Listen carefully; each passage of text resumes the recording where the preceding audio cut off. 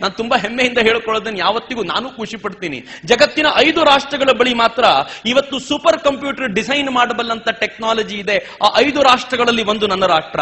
ಜಗತ್ತಿನ 4 ರಾಷ್ಟ್ರಗಳ ಬಳಿ ಮಾತ್ರ ಕ್ರಯೋಜನಿಕ್ ಎಂಜಿನ್ ಡಿಸೈನ್ ಮಾಡಬಲ್ಲಂತ ಟೆಕ್ನಾಲಜಿ ಇದೆ. ಒಂದೊಂದು ಕ್ರಯೋಜನಿಕ್ ಎಂಜಿನ್ ಇಂದ 2 ಉಪಗ್ರಹಗಳನ್ನ ಕಕ್ಷೆಗೆ ಕೂರಿಸಬಲ್ಲ ಸಾಮರ್ಥ್ಯ ಇದೆ. ಒಂದು ರಾಷ್ಟ್ರ ನಂದು. ಜಗತ್ತಿನಲ್ಲಿ 3 ರಾಷ್ಟ್ರಗಳು ಮಾತ್ರ ಚಂದ್ರಯಾನ ಮಾಡಬಲ್ಲಂತ ಕೆಪಾಸಿಟಿ ಹೊಂದಿವೆ. ಒಂದು ರಾಷ್ಟ್ರ ನಂದು. ಜಗತ್ತಿನಲ್ಲಿ ಅತ್ಯಂತ ಹೆಚ್ಚು ಬಟ್ಟೆ ತಯಾರಿಸೋ ಜಗತ್ತಿನ 2ನೇ ರಾಷ್ಟ್ರ ನಂದು. ಜಗತ್ತಿನಲ್ಲಿ ಅತ್ಯಂತ ಹೆಚ್ಚು ಧಾನ್ಯ ಉತ್ಪಾದನೆ ಮಾಡೋ ಜಗತ್ತಿನ 2ನೇ ರಾಷ್ಟ್ರ ನಂದು. ಜಗತ್ತಿನಲ್ಲಿ ಅತ್ಯಂತ ಹೆಚ್ಚು ವಜ್ರ ಕಟ್ ಮಾಡುವಂತ ಜಗತ್ತಿನ ನಂಬರ್ 1 ರಾಷ್ಟ್ರ ನಂದು. ಜಗತ್ತಿನಲ್ಲಿ ಅತ್ಯಂತ ಹೆಚ್ಚು ಹಾಲನ್ನು ಉತ್ಪಾದನೆ ಮಾಡ್ತಾ ಇರುವಂತ ಜಗತ್ತಿನ ನಂಬರ್ 1 ರಾಷ್ಟ್ರ ನಂದು. ಜಗತ್ತಿನಲ್ಲಿ ಅತ್ಯಂತ ಹೆಚ್ಚು ಇಂಜಿನಿಯರ್ಗಳನ್ನ ಪ್ರೊಡ್ಯೂಸ್ ಮಾಡಿ ಜಗತ್ತಿಗೆ ಎಕ್ಸ್ಪೋರ್ಟ್ ಮಾಡ್ತಾ ಇರುವಂತ ಜಗತ್ತಿನ ನಂಬರ್ 1 ರಾಷ್ಟ್ರ ನಂದು.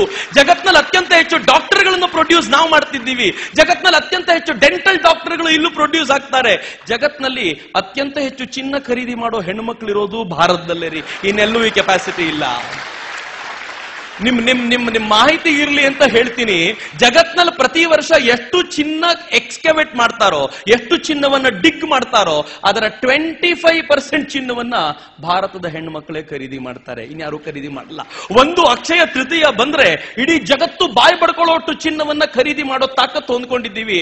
ಆದ್ರೂ ನಮಗ್ ನಾವು ಹೇಳ್ಕೊಳ್ತೀವಿ ಬಡ ರಾಷ್ಟ್ರದಿಂದ ಬಂದವರು ನಾವು ಅಂತ.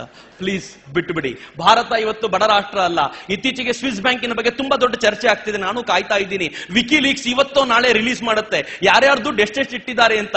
ಆದ್ರೆ ಶಿವಖೇರಾ ಒಂದು ಅಧ್ಯಯನ ಮಾಡಿ ಕಳೆದ ಕೆಲವಾರು ತಿಂಗಳುಗಳ ಹಿಂದೆ ಶಿವಖೇರಾ ಮತ್ತು ಈ ರಾಷ್ಟ್ರ ಕಂಡಂತ ಶ್ರೇಷ್ಠ ಒಬ್ಬ ಎಕನಾಮಿಸ್ಟ್ ಗುರುಮೂರ್ತಿಗಳು ಸೇರಿ ಒಂದು ಅಂಕಿಅಂಶ ರಿಲೀಸ್ ಮಾಡಿದ್ದಾರೆ. ಗುರುಮೂರ್ತಿಗಳು ಹೇಳಿದ್ದಾರೆ, ಈ ದೇಶ ವಿದೇಶದಲ್ಲಿ ಇಟ್ಟಿರೋ ಹಣ, ಸ್ವಿಸ್ ಅಲ್ಲಿ ಇಟ್ಟಿರೋ ಹಣ ಎಷ್ಟು ಅಂತ ಒಂದು ದೊಡ್ಡ ಅಮೌಂಟ್ ಹೇಳಿದ್ರು. ನಾನು ಹೇಳಿದೆ, ಸರ್ ನಂಗೆ ಅಮೌಂಟ್ ಎಲ್ಲ ಗೊತ್ತಾಗಲ್ಲ, ಲಕ್ಷ ಅಂದ್ರೆ ಟೆನ್ಷನ್ ಆಗ್ಬಿಡುತ್ತೆ ನನಗೆ. ನೀವು ಇಷ್ಟು ದೊಡ್ಡ ಅಮೌಂಟ್ ಹೇಳ್ತಿದ್ದೀರಲ್ಲ, ಹೆಂಗ್ ಅರ್ಥ ಮಾಡ್ಕೊಳ್ಳೋದು? ಅವ್ರು ಹೇಳಿದ್ರು, ಸಿಂಪಲ್ ಆಗಿ ಅರ್ಥ ಮಾಡಿಸ್ತೀನಿ. ಸ್ವಿಸ್ ಬ್ಯಾಂಕ್ ಅಲ್ಲಿ ಇರೋ ಹಣವನ್ನ ಭಾರತದ ಬೊಕ್ಕಸಕ್ಕೆ ತಂದು ಹಾಕಿದ್ರೆ, ಪ್ಲೀಸ್ ಪೇಷಂಟ್ ಆಗಿ ಕೇಳಿ, ಏನು ಅದ್ಭುತವಾಗಿದೆ ಮಾತು. ಭಾರತದ ಬೊಕ್ಕಸಕ್ಕೆ ತಂದು ಹಾಕಿದ್ರೆ ಇನ್ನು 36 ವರ್ಷಗಳ ಕಾಲ ಭಾರತೀಯರು ಯಾರು ಟ್ಯಾಕ್ಸ್ ಕಟ್ಟದೆ ನಾವು ನಮ್ಮ ಬಜೆಟ್ ಅನ್ನ ಮಂಡಿಸಬಹುದು. ಅಷ್ಟು ದುಡ್ಡನ್ನ ಸ್ವಿಸ್ ಬ್ಯಾಂಕ್ ಅಲ್ಲಿ ಭಾರತೀಯರು ಇಟ್ಟಿದ್ದಾರೆ. ಆದ್ರೂ ಗೋಳೈಕೋತೀವಿ, ಭಾರತ ಬಡ ರಾಷ್ಟ್ರ. ನಾನು ಹೇಳಿದೆ ಟ್ಯಾಕ್ಸು ಅರ್ಥ ಆಗಲ್ಲ, ಇನ್ನೇನ್ ಮಾಡ್ಬೇಕು? ಅವ್ರು ಹೇಳಿದ್ರು, ಇನ್ನೂ ಸಿಂಪಲ್ ಆಗಿ ಹೇಳ್ತೀನಿ, ಸ್ವಿಸ್ ಬ್ಯಾಂಕ್ ಅಲ್ಲಿರೋ ಅಷ್ಟು ಹಣವನ್ನ ಚಿನ್ನವಾಗಿ ಕನ್ವರ್ಟ್ ಮಾಡಿದ್ರೆ ಇನ್ನು ಮುಂದೆ ಈ ದೇಶದ ಹೈವೇಗಳಿಗೆ ಟಾರ್ ಹಾಕೋದು ಬೇಡ, ಚಿನ್ನ ಹಾಕಬಹುದು ಅಂತಂದ್ರು ಅವರು.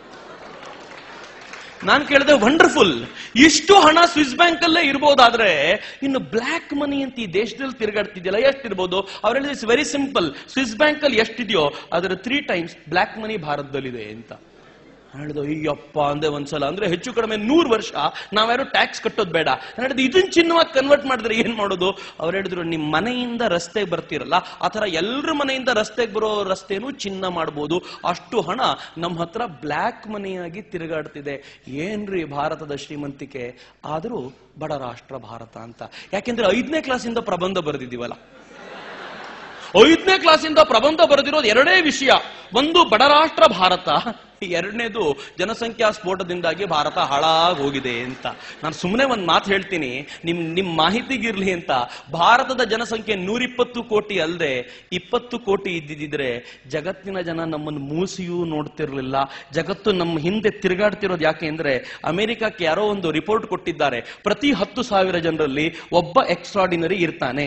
ಅಮೆರಿಕ ಹೇಳುತ್ತೆ, ನಮ್ಮ ಹತ್ರ ಇರೋದು 30 ಕೋಟಿ, ಎಷ್ಟು ಎಕ್ಸ್ಟ್ರಾರ್ಡಿನರಿ? ಭಾರತದ ಹತ್ರ 120 ಕೋಟಿ, ಎಷ್ಟು ಎಕ್ಸ್ಟ್ರಾರ್ಡಿನರಿ ಅಪ್ಪ ಹಂಗಿದ್ರೆ. ಎಲ್ಲಿಂದ ತರೋದು ಇಷ್ಟು ಜನರಿಗೆ ಕಾಂಪಿಟೇಟರ್ಸು ಅಂತ ಅಮೆರಿಕ ಸಿಕ್ಕಾಪಟ್ಟೆ